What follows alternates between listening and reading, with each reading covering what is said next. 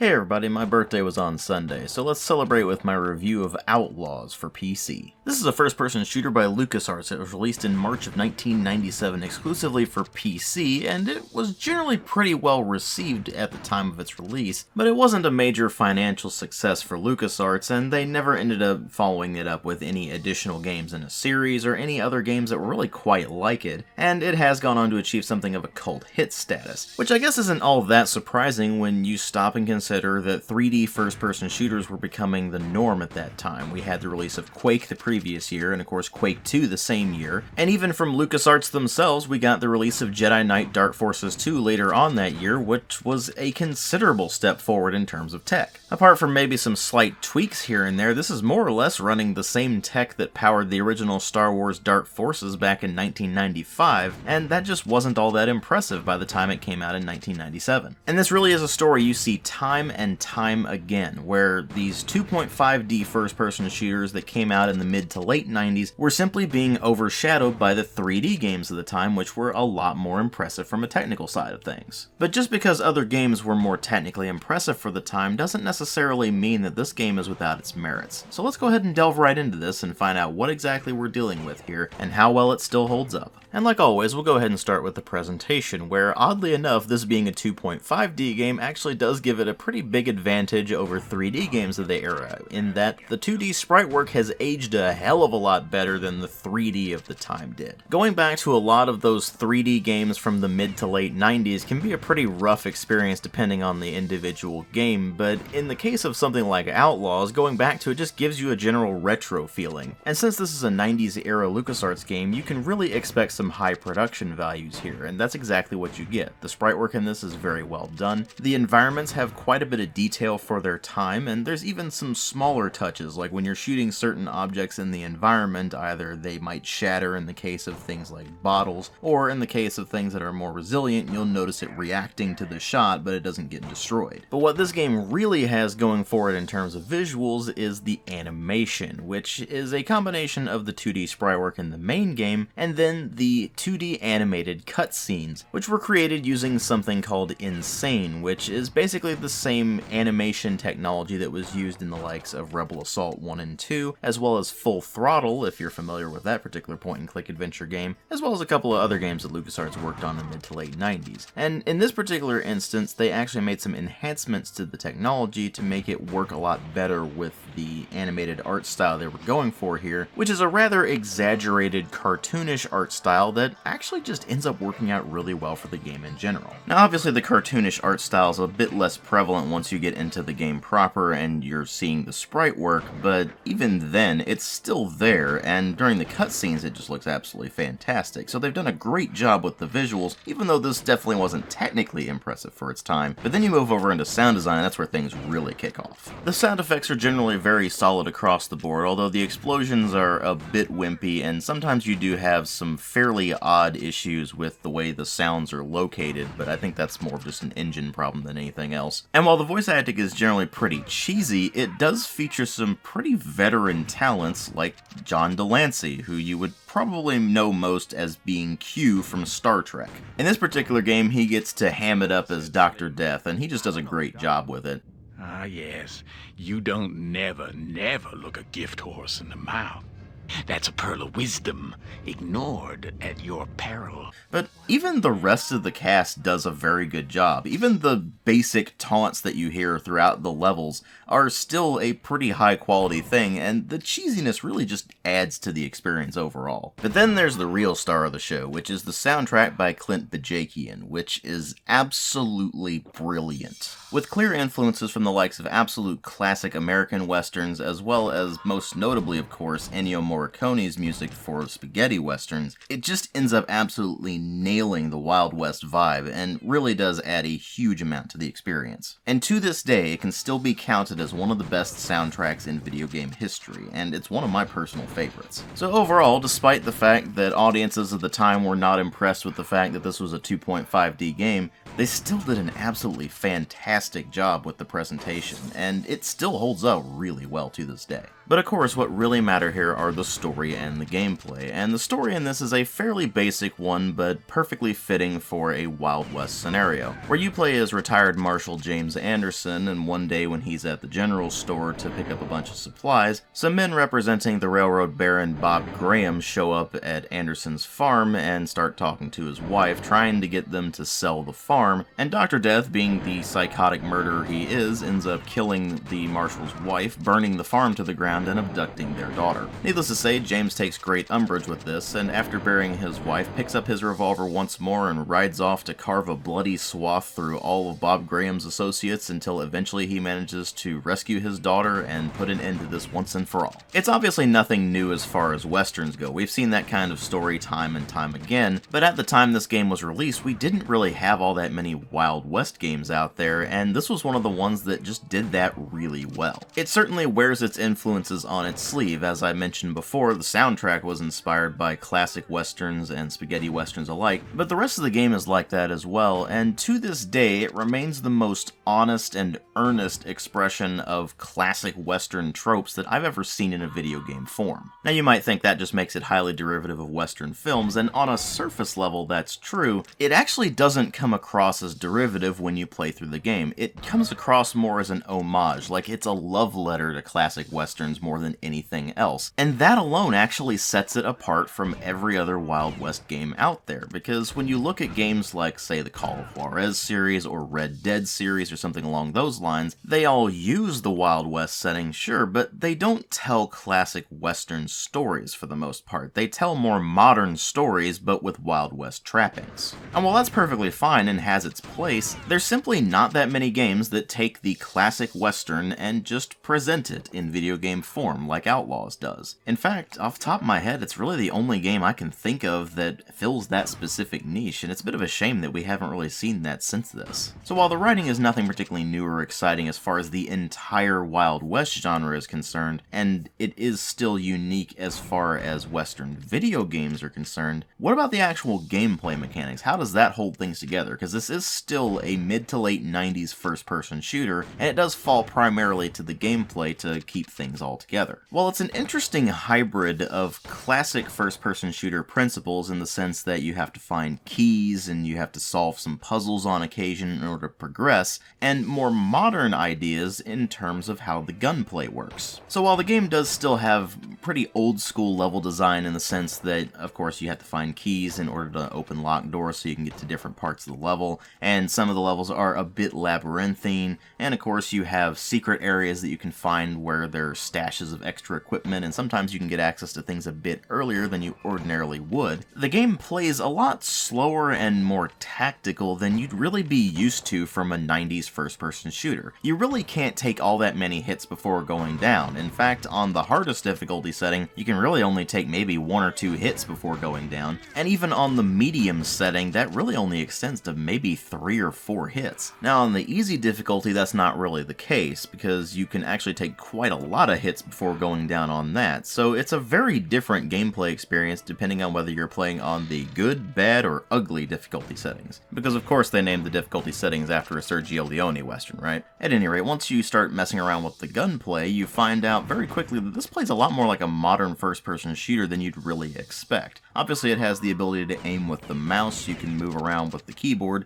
and you also have a manual reloading mechanic, which obviously seems fairly standard these days, but back in the late 90s like this was released, that was a very new thing. So you have to be mindful of the fact that your revolver only holds 6 rounds, your single barrel shotgun only holds 1 shell, your double barrels only hold 2 shells, so on and so forth, and you have to reload manually after you've expended the rounds, which is definitely something a lot of modern gamers aren't necessarily used to. They're used to once the gun runs empty, then it automatically reloads, but that's not the case in a game like this. It plays more like a tactical shooter where you do actually have to manually reload. And of course, these being Old West guns, you're not getting any sort of magazines you can drop out and just stick a new one in. You have to reload each individual round by itself, and while you don't have to just press the button every single time you want to thumb a round in, you do have to hold the reload button down as long as you want to keep putting rounds into it or until it's eventually full. So let's say you get into a pretty hectic gunfight and your gun runs dry. Well, if there's only one enemy standing or you just need to get some shots out quickly, then you don't have to reload the entire gun before you can fire again. You can just stick a round in there and fire immediately, and then try to reload again once you get to safety. On top of that, nearly every single weapon in this game has some sort of alternate fire. So for example, with the revolver, with the primary fire you just fire a single shot, and if you press the secondary fire, then you start fanning the hammer to get some rapid fire out, but it's obviously a lot less accurate. For the double-barreled and sawed-off shotguns, if you press the secondary fire, you fire only a single barrel, whereas if you use the primary, then you fire both barrels. And of course, if you have something like, say, the dynamite, then the secondary fire actually lights the fuse, and then primary fire throws it. Or if you're using a knife, then the secondary fire is stabbing with the knife, whereas the primary fire is throwing it. This gives you a lot more options with your arsenal than you would really expect out of an Old West first-person shooter, particularly in the late 90s, and you'll end up naturally just adapting whatever you're using to whatever scenario presents itself. So if you get a lot of close quarters combat, you're going to be switching over to shotguns, and you're going to probably be using a lot of the secondary fire on the double barrels because you don't necessarily need to fire both barrels at the same time unless it's a particularly tough enemy. And then, of course, for long-range engagements, you'll find a particular feature that has become pretty standard in most first-person shooters, but at the time this was released was a very new thing. In fact, this is often considered the first game to have this. But one of the items you can pick up as you wander around the levels is a rifle scope that you can actually attach to your rifle whenever you press the button for selecting the rifle a second time while it's equipped, and it will actually bring up a sniper scope for your rifle that has a crosshair on it and is zoomed in. And unlike in most games that featured this around the time this was released, it's not simply blacking out the other sides of the screen and then just having this big circle in the middle. It's actually just a small circle right over the rifle, and everything around the rifle is still at the normal zoom level. So that 3D scope idea that you see in the likes of, say, Red Orchestra really wasn't that new of an idea by the time they were doing it. It's just that it hadn't really been done in other 3D games. And speaking of things that became a lot more common in later games, this game also has a stamina meter, which you see at the bottom of the screen. It's that red thermometer looking bar, and you can see that it depletes slowly as you run, or it depletes in chunks if you jump. If it bottoms out, then you can no longer run or jump for a brief period of time while you regain your stamina, and if you're moving, then it recharges more slowly, so you have to be mindful of how you use it, and try to use it more in short bursts, or if you're trying to jump up to a particular ledge or something along those lines. It is generous enough, however, that it never ends up actually becoming a problem. It's just one of those features where you look at it and you're like, well, why was it included if it's not really utilized all that well? But it's still interesting to see that it was present here when it would become a lot more common in later games. So oddly enough, in quite a few ways, this is a surprisingly forward-looking first-person shooter that has quite a few rather modern mechanics in it, even though it is clearly rooted in the old-school design principles, where you have that level design that I mentioned, and you also have non-regenerating health that you have to find health pickups for, whether that be canteens that replenish one of the pips at a time, or the elixirs which heal you to full instantly, or the medicinal bags that you can find that are inventory items that you can select and then use whenever you need to, similar to the med kit in, say, Duke Nukem 3D. And there are even some power-ups you can get which will give you some temporary advantages, like the Sheriff's Badge, which will give you a brief period where your weapon power is boosted and you take slightly less damage, and then of course the Heavy Boilerplate, which, fun fact, makes the same sound effect as Han Solo's blaster from Star Wars when you pick it up, and which renders you immune to incoming damage until it depletes. So it basically acts as a sort of super armor that once it depletes, then you start taking damage to your health again. And this interesting hybrid of old school design principles with more modern mechanics really does make this stand out in a vast sea of first-person shooters as something truly unique. And unlike a lot of those transitional games between the old school style and the more modern first-person shooters, this one actually just ends up working out really well for the most part. In fact, fact, the only major complaint I have about it is that it's really short. We're talking a single-player campaign that's over in maybe 3 or 4 hours depending on your difficulty setting, and once you've gone through that, there's not a whole lot of additional content. It does have a basic multiplayer mode, which features things like deathmatch and the so-called kill the fool with the chicken mode, which is more or less a tag mode, and while that certainly had its moments, it's nothing to write home about, and these days it's kind of a pain to get it working properly. But as far as additional single-player content goes, there was the Handful of Missions expansion, which was a free update for the game that included a few extra historical missions, where you can go through some fairly lengthy one-shot levels, and the so-called martial training mode, which is a sort of mini-campaign where you start things out as an associate deputy, and as you continue to collect bounties, then you'll gradually earn points, and as you earn those points, then you'll move up through the ranks to deputy, sheriff, and marshal, and as you advance through the ranks, you gain access to the so-called training huts, where you have additional smaller levels where you just go through obstacle courses and things like that. Obviously, it's no substitute for the proper levels you get playing through the storyline, but it's still a neat diversion that can give you a bit of extra Outlaws gameplay if you were really hankering for more. But even with the handful of missions on top of the story mode, you're really only looking at maybe a 5-hour game at absolute most. That's not to say that those 5 hours aren't densely packed, but it is to say that if you're looking for something that's going to be a lot longer, like games of that era tended to be, then Outlaws isn't really going to fit the bill there. And that's certainly not the only issue either. There is a bit of an oddity with the way the damage modeling works, to where sometimes the damage you deal to enemies and the damage they deal to you seems completely random. There is some degree of consistency to it, to where if you're closer to enemies, then they of course will be more accurate and do more damage to you, and you will in turn do more damage to them. And when you go up against boss enemies, they're more likely than not able to take you out in maybe 1 or 2 shots,